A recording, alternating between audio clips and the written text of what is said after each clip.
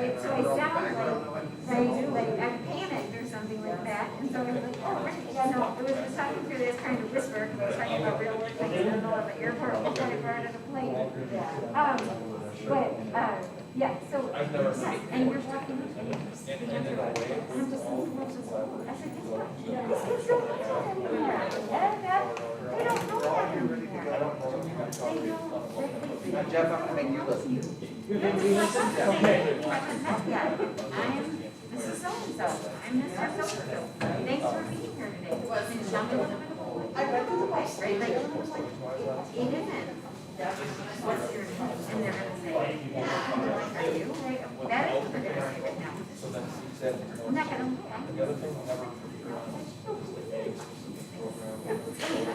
I was at Franklin last week. Yeah.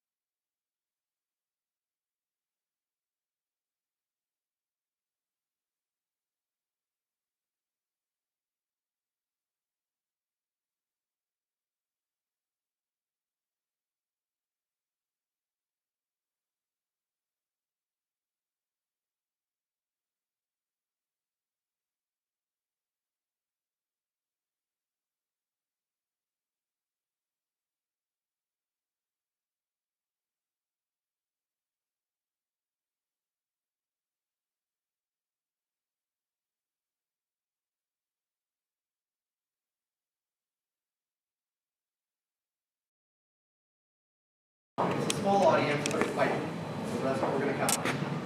So, for the couple of you for whom this is going to be, you get to learn it all and tell all your friends. So I'm Marty Lexman. I serve as the superintendent for the West Allis-West School District. This is one of our community information sessions tied to our facility master planning process. And just a couple of welcome and introductions. So we have some of our school board members here. There will be the president of the school board, talking with Brian Keller on the school board, and over there Jane Carr, who's also on the school board. The rest of this is the team that was part of the facility planning process. I'm going to do a presentation that is about 30 minutes, 35 minutes. And then there'll be an opportunity, if you have questions, to meet with some of the architects, to meet with our facility planners, to go a little deeper in some of the facets of the facility planning process. There we go. We're going to work to begin and end on time. I want to respect everybody's time and busy lives. We're here to build an understanding of the long-range facility plan and then some of the first steps in it. Provide opportunities to ask questions in specific areas of the plan. We're not here to go into detail about every single building because there's way too much information to go into. There's information about 25 different buildings, 18 of them are schools. And we're not here to work on other district matters, right? But we're asking you to save questions, jot down notes, write questions for when you get to meet with individuals at the end. All right.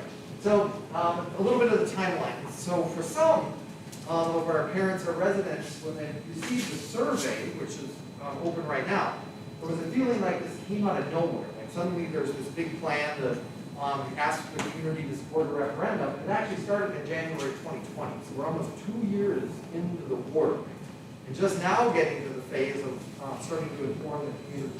And what happened before the moment we're in now, there's a lot of analysis of our buildings. So really understanding the current state of our facilities and all of the needs of aging infrastructure and aging buildings.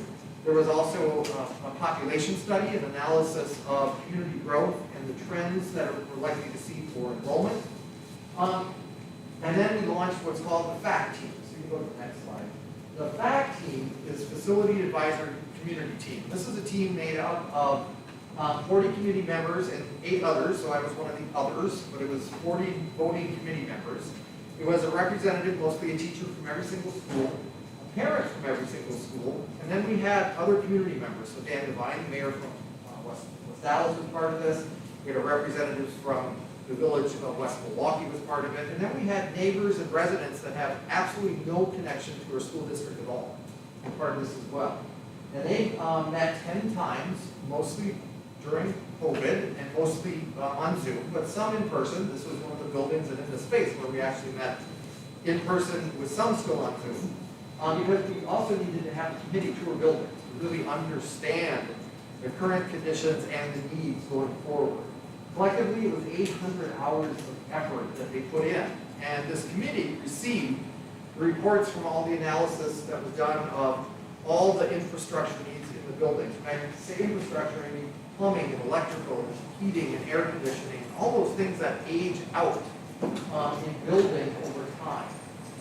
And so there's the timeline of events, and now we're in that phase of the community survey. So you can go to the next one.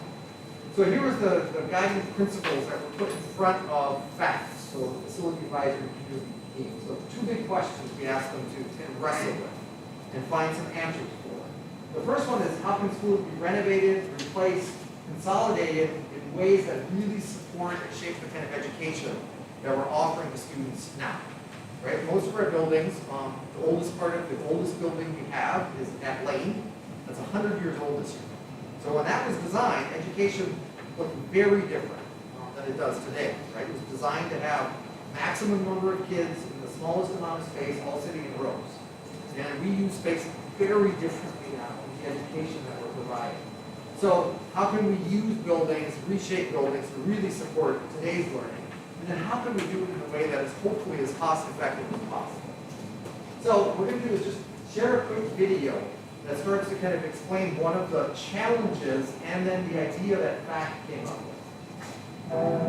Like other school districts in our state, the West Allis-West Milwaukee School District has been dealing with declining student enrollment.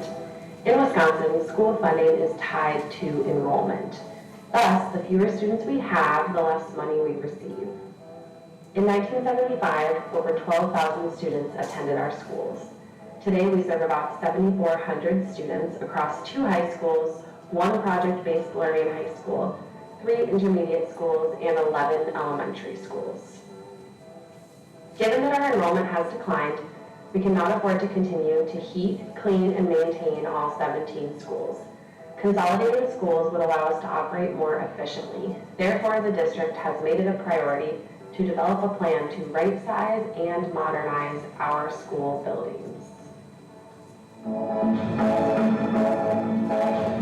Sense of one of the challenges that faculty had to start to wrestle with and understand that we have enough physical space in schools and classrooms for 12,000 kids. We used to have 12,000 in all these buildings. And now we have 7,400. So obviously we're operating more space than we need. We're heating it, cooling it, cleaning it, we're maintaining it. So that's part of the challenge or the problem is just we have too many schools and too few students, so we have excess capacity. And we're continuing to have buildings get older and older and older. I've been doing the same, or an abbreviated version of this presentation in every single school. We've done 2 this week, 1 this morning. And I use the example of Jefferson Elementary. So the oldest part of Jefferson is 99 years old. What I explain to teachers is the toilet's still flush is the old part of Jefferson. Right? But there's a point at which modern technology in plumbing, a new toilet is no longer going to fit on the old plumbing in the building. So there's a point at which you have to start replacing those systems to try to keep the buildings running another 30, 40, 50 years. So that's part of the challenge is all of the capital improvement needs in the whole building. And then really reworking space to support hands-on learning. So again, the proposed solution that fact then sent forward to the school board is the right size.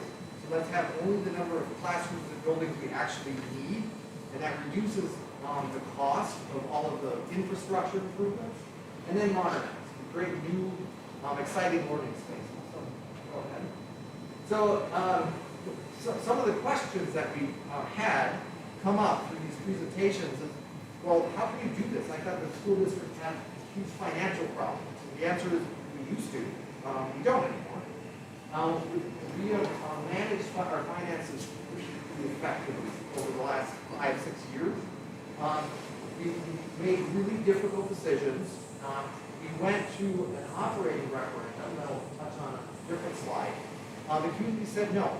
So that was one strategy to see if the community would support us with additional dollars in our operations, and the community said no. And so then we took that message as then let's make some really difficult decisions and what are we going to cut, what are we going to change. And we sold some of our buildings. Right, so the office building on 70th Street, the building next door to it, we sold, and that brought in dollars that helped us replenish our reserves. But what it did is that it spiked the local property tax of the building. So you see that 1 year in 2017 where suddenly jumped up 1099 for $1,000 in value. And that's because of the way the funding formula for schools in the state of Wisconsin was. And so when those $6,000 came in, it helped us kind of start to recover financially and had this kind of odd impact on the local building. But you can see that the trend has been coming down each year. So, again, the fact, consider these big ideas. Excess capacity, aging buildings.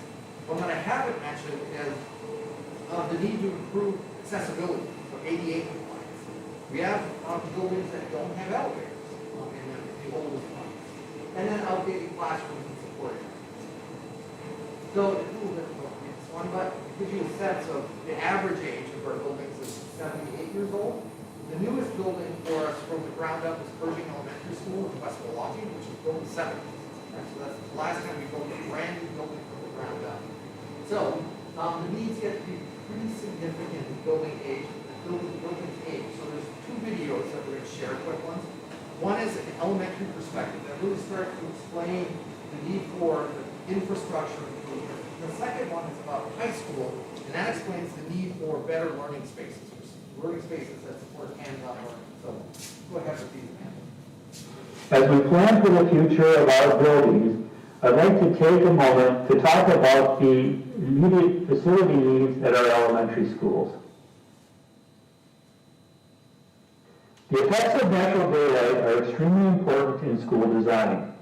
Studies show that exposure to sunlight improves concentration and productivity, enhances mood, and is cost-effective, potentially saving the district a significant amount in operational costs per year. Some of our elementary schools need a large number of windows replaced, other schools need only partial replacement. To ensure the safety of students, staff, and all others, parking lot repairs are needed at many of our schools. Often referred to as an AHU or air handling unit, an AHU plays a vital role in a building's air conditioning system. Designed to distribute temperature-controlled air around the entire building, AHUs keep the environment comfortable.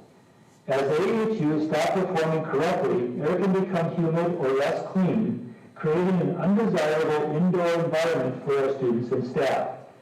Many of the AHUs within the elementary school buildings are nearing the end of their lifespan and need replacement. HVAC systems are vital for the health of all school buildings. The existing systems have aged at our elementary schools, and updating these systems is important to improve energy efficiency, air quality, and operational costs. The current HVAC systems within most of our elementary schools have exceeded their lifespan and are in need of updates. Safety and security are more important now than ever. To ensure student safety, updating the fire alarms and sprinklers to varying degrees at various elementary school buildings are a top priority. Since many of our buildings were originally constructed in the 1930s, school accessibility needs to be addressed to varying degrees at each elementary school. Partial or full roof replacements are needed at most of our elementary buildings.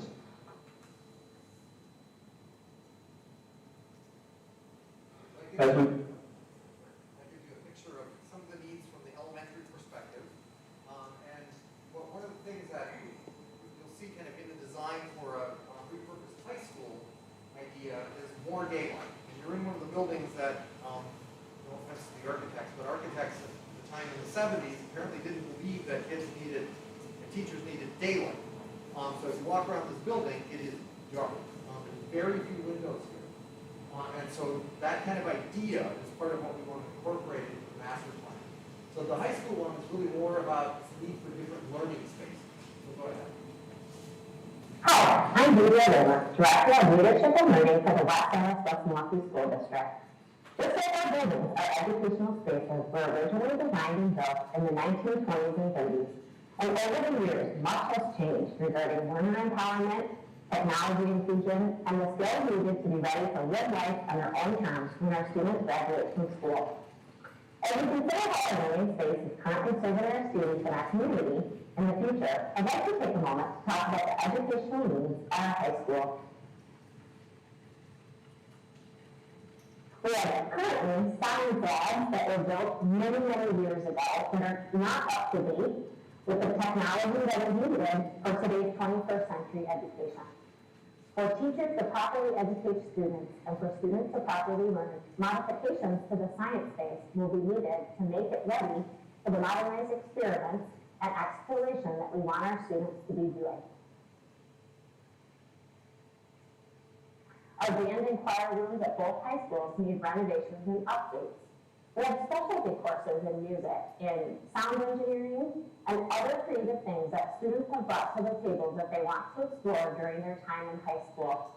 We're using the old spaces that we have and trying to put new equipment into those spaces in ways that is just as efficient for the goals of some of the courses that we're offering.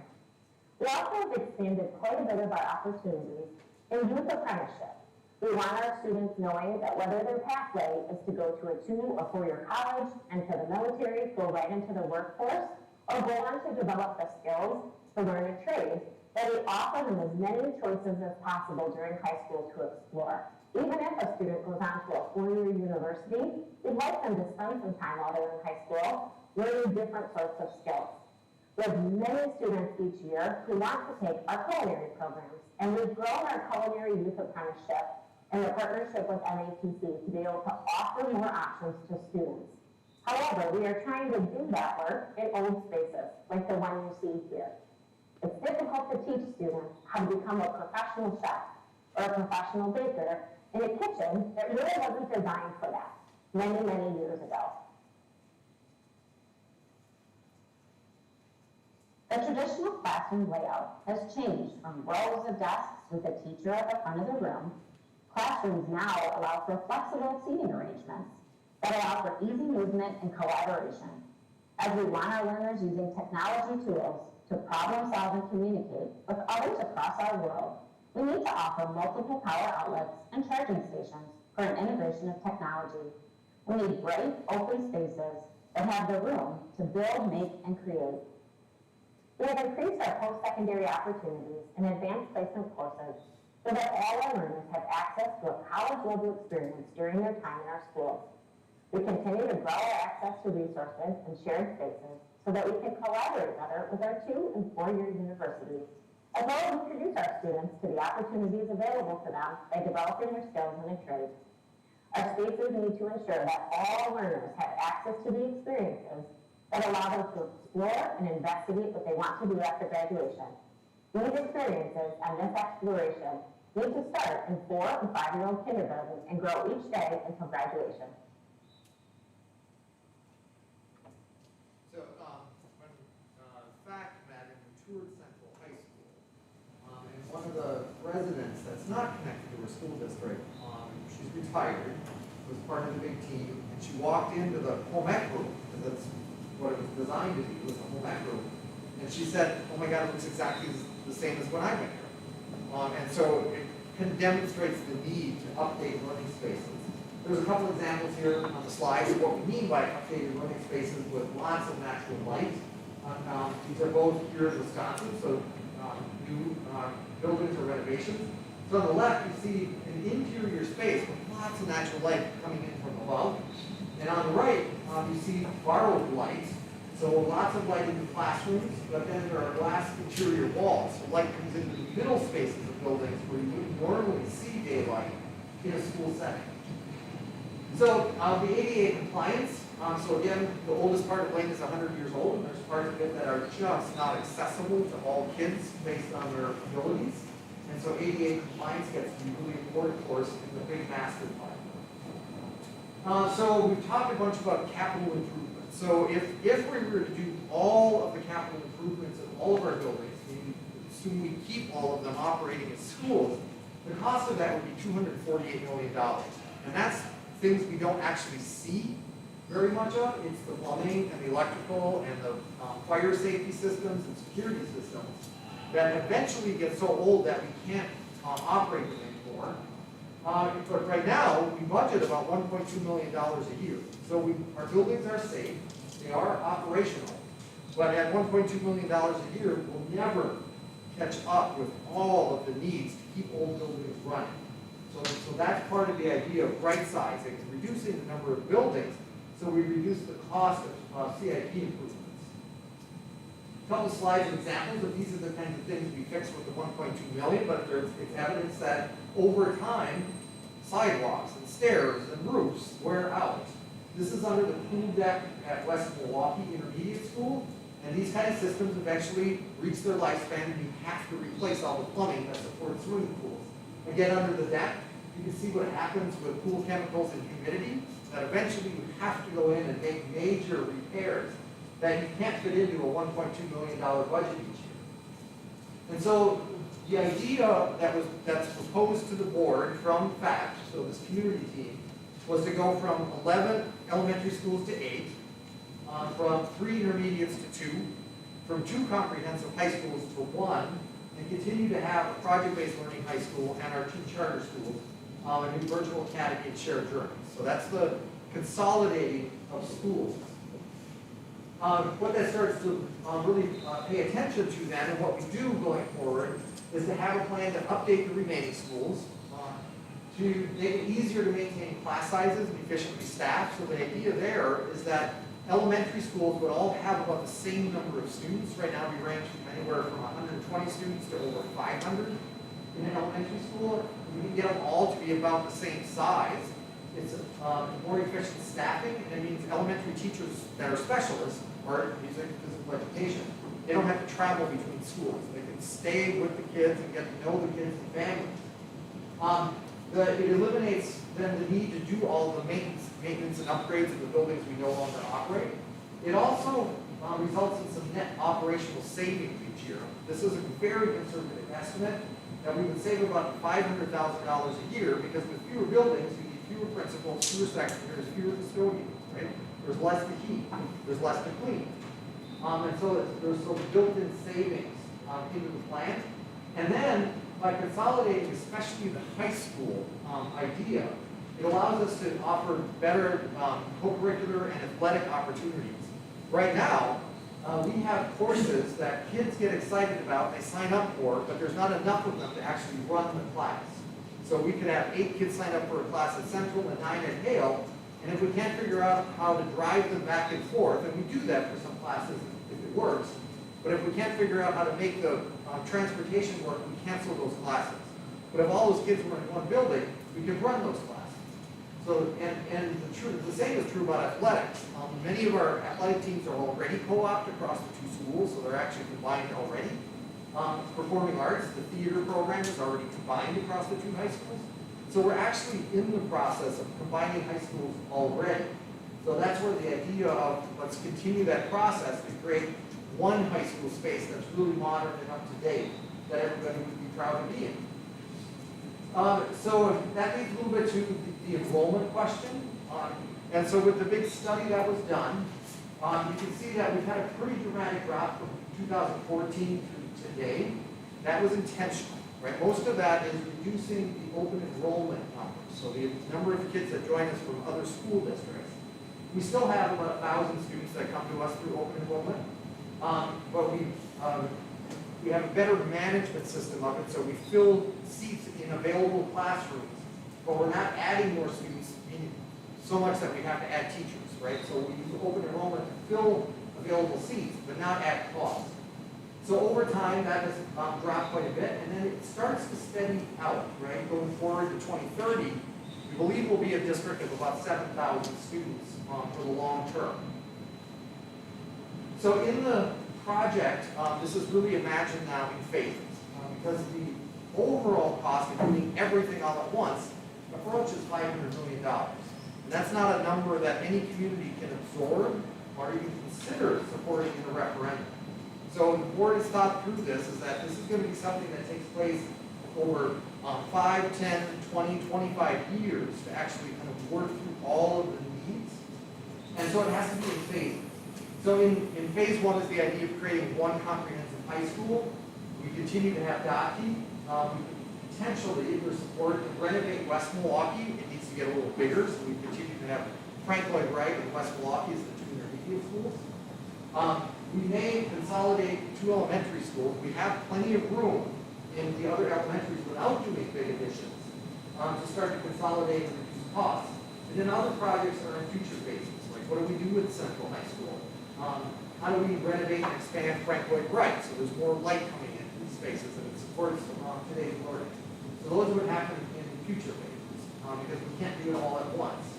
So phase 1, project 1 is the high school idea. And what this is actually an image of a repurposed, redesigned Nathan Hale. And we're just going to start to call it the Nathan Hale site, not Nathan Hale High School, because the concept is both schools would close over time. They'd phase down, and we'd start new. And the reason for that is, in fact, we felt we didn't want to pick one high school over the other. If we're combining them, then let's begin fresh with a brand new high school idea. But the only place where we have enough physical land to create one large high school is actually at the Nathan Hale site. We did go through an exercise of drawing a different kind of central high school. Can you fit everybody there? The answer is yes. Ideally, one high school in one school district, you want it right in the middle. but it actually doesn't work well because part of Central High School ends up being 5 stories tall. You build it out over all of the green space, so there's no green space left. You'd have to put a parking structure in across the street where there's a parking lot now to fit all the cars. And the athletic fields wouldn't have a home. They'd have to still be out at the Nathan Hill site. So it's just not a practical solution for us. Ideally, that's where you want the high school, but without buying the neighborhood, it just doesn't fit.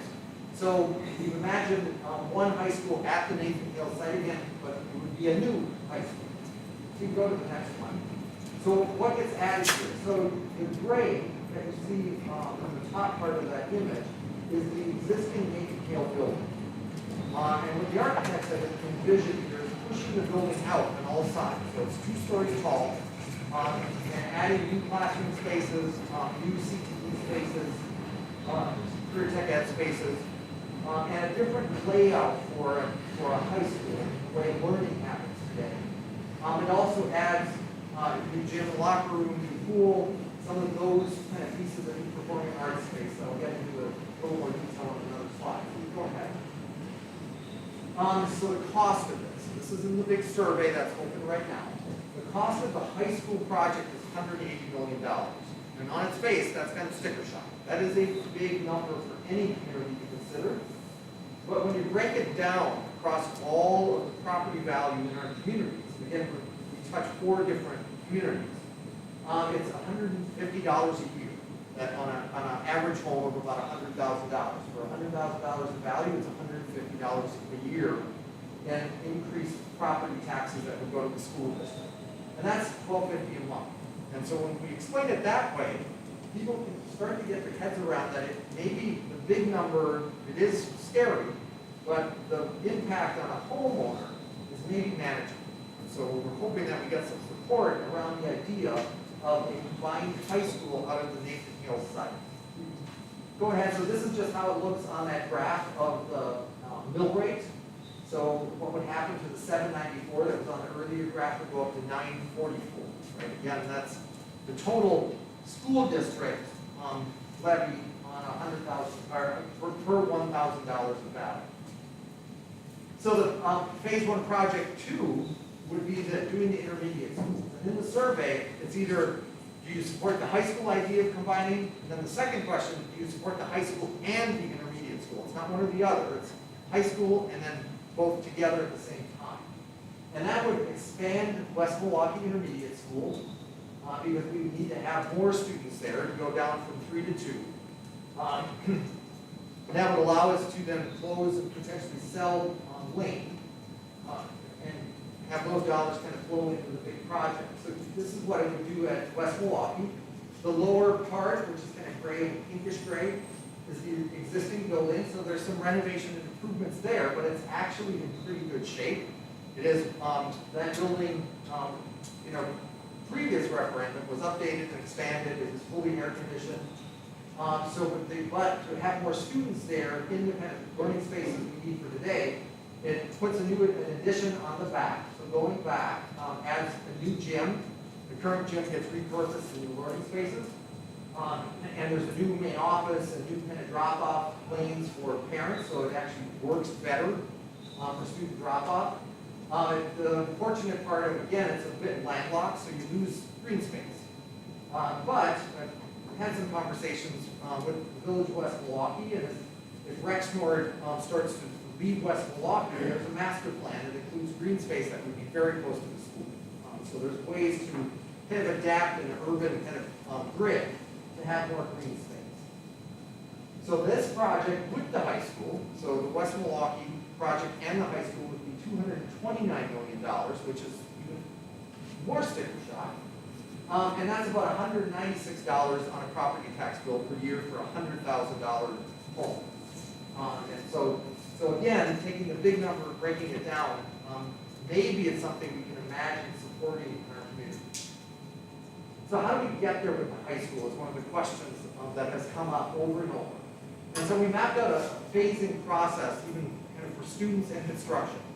And so the idea here is that when year 1 we start, all 9th graders would go to the central building, and they're the first graduating class of the new high school.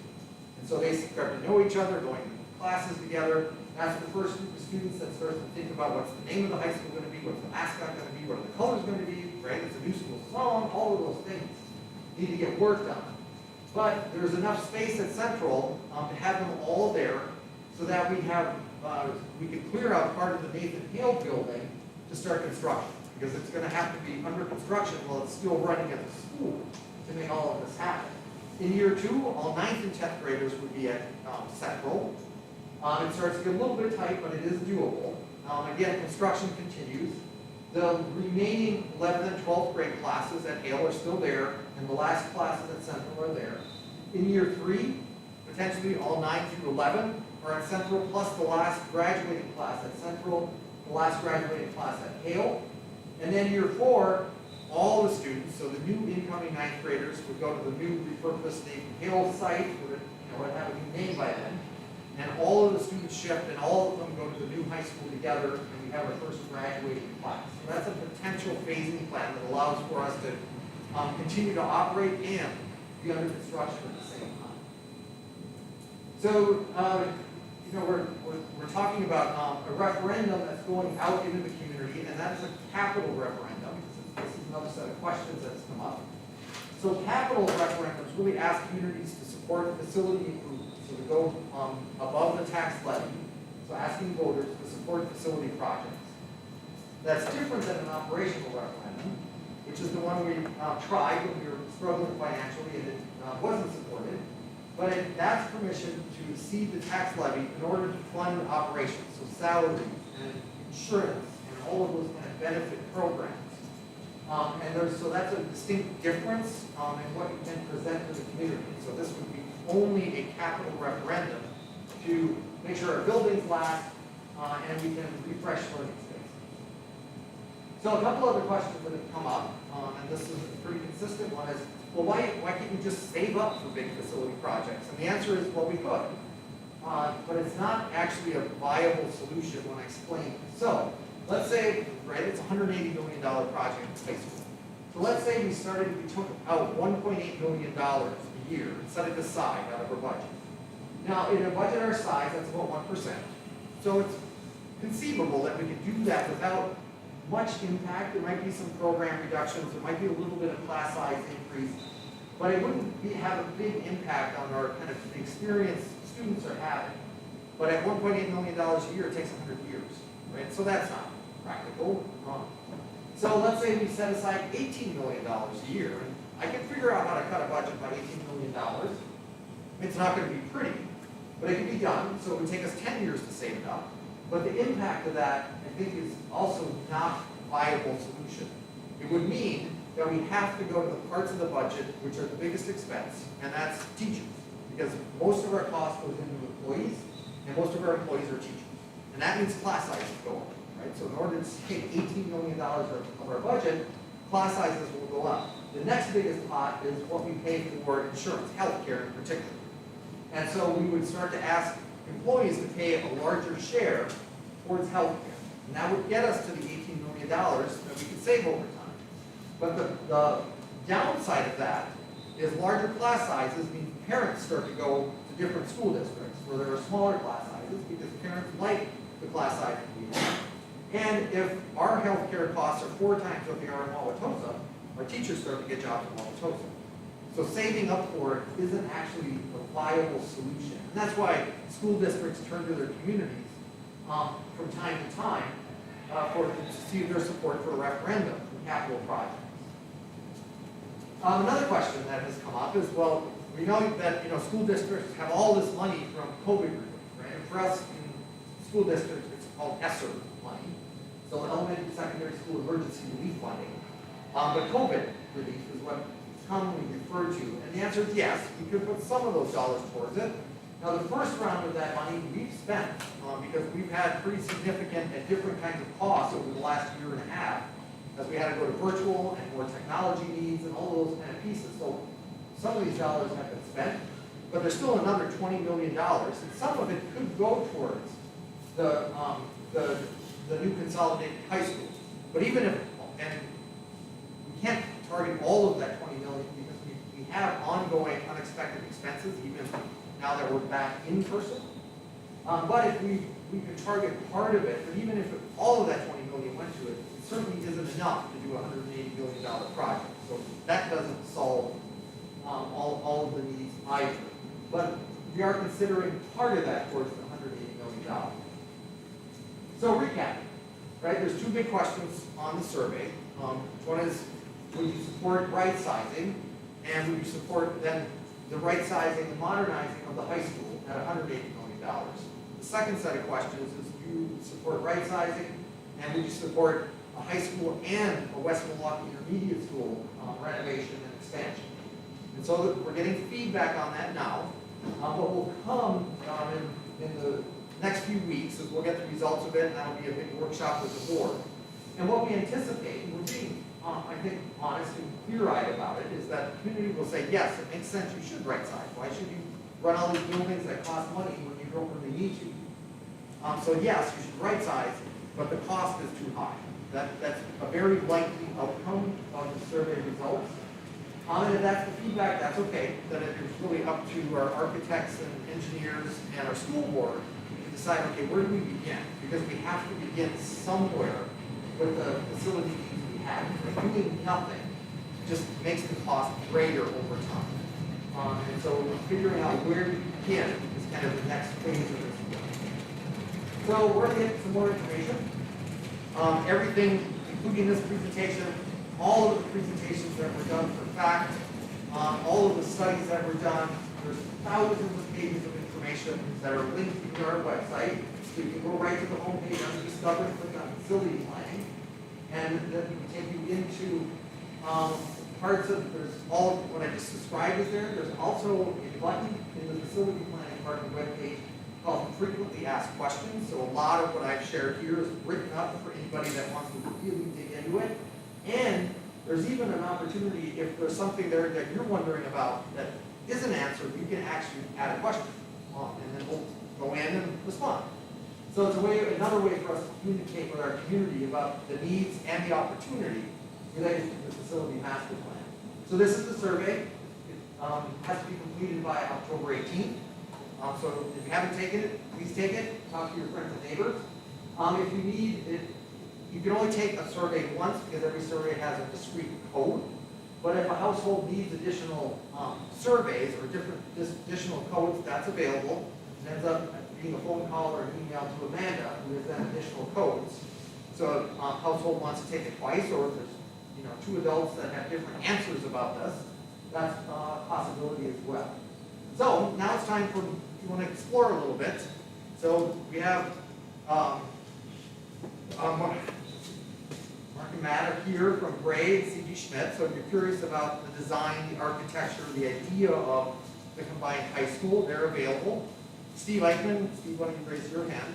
So if you're curious about the plumbing, the electrical needs, the HVAC needs, he has all of the binders. I talked about the thousands of pages of information. They're actually physically here and online. Steve is available for that, and behind Steve is Deidre Raymer. So she was in the high school video. If you want to ask questions of her about what do you mean about modern learning spaces, what kind of learning are you doing, that's Deidre's world. And so, and if there are questions about the budget, finance, tax impact, Caitlin is not available this evening, our Director of Finance and Operations, but I'm happy to try to answer those questions. So with that, leave you one. Jeff Borland is here. Oh, Jeff Borland is here, right. Jeff Borland is here on the finance and operations side. So with that, we're available for you to wander around and ask questions.